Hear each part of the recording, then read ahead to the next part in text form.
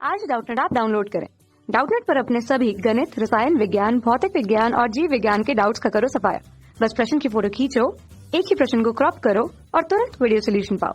अभी डाउनलोड करें। क्वेश्चन हमारे पास है कि जब एक द्विधात्विक पत्ती को गर्म किया जाता है तो यह बताया। क्वेश्चन पे ये जा रहा है कि दो धातुओं से बने हुए कोई पदार्थ यहाँ पर हैं, जिसे पत्ती के रूप में यहाँ पर परिभाषित किया गया है। अगर उसे हम गर्म करते हैं तो क्या होगा। बोला है पहले विकल्प में नहीं मुड़ेगी, दूसरा बोला है कि एक हेलिक्स के रूप में ये मुड़ जाएगी, तीसरा बोल रखा है कि एक चाप के रूप में ये मुड़ जाएगी और अधिक प्रसारित होने वाली धातु बाहर की ओर होगी। दूसरा लास्ट ऑप्शन हमारे पास बोला है कि एक चाप के रूप में ये मुड़ जाएगी, लेकिन अधिक प्रसारित होने वाली धातु अंदर की ओर होगी। इस बार ये कहा गया क्वेश्चन पे।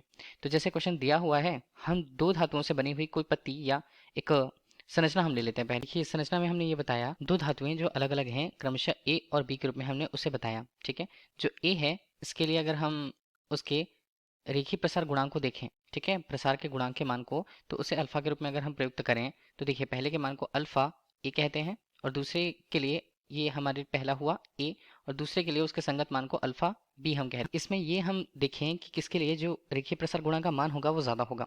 अगर हम ये मान के चलें कि ए के लिए रेखीय प्रसार गुणांक का मान बी की अपेक्षा ज़्यादा है तो हम उसे क्या लिखेंगे, अल्फा का मान ए के लिए, ठीक है, रेखीय प्रसार गुणांक का मान ए के लिए रेखीय प्रसार गुणांक मान बी का मान कम होता है। ठीक है, ये हुआ हमारे पास कंडीशन। तो अब यहाँ पर होगा क्या, यहाँ पर होगा ये कि अगर हम जैसे इसे गर्म करते हैं या ऊष्मा इसे अगर दी जाती है तो किसका प्रसार ज़्यादा होगा। अगर हम इसे किसी स्रोत के माध्यम से ऊष्मा दें, ठीक, ऊष्मा क्यू के रूप में अगर हम उसे दे रहे हैं तो किसका प्रसार ज़्यादा होगा। ऑब्वियसली यहाँ पर अल्फा ए मतलब जो पदार्थ ए है, धातु ए है, उसका प्रसार बी की अपेक्षा ज़्यादा होगा, लेकिन बी के लिए उसका प्रसार का मान कम होगा उसी तापमान पे या उसी ऊष्मा के परिमाण पर।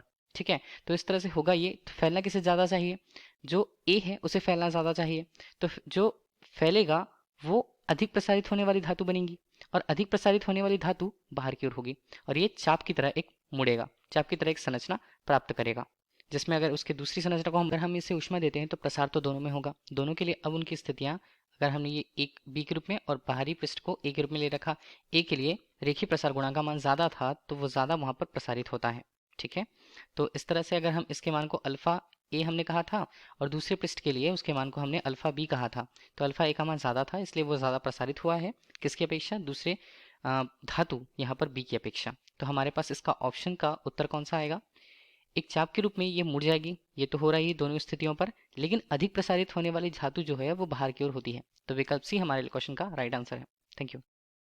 कक्षा 6 से 12वीं से लेकर नीट, IIT, JEE वो एडवांस के लेवल तक 1 करोड़ से ज्यादा छात्रों का भरोसा। आज ही डाउनलोड करें डाउटनेट ऐप या व्हाट्सएप करें अपने सारे डाउट्स 8400 400 400 पर।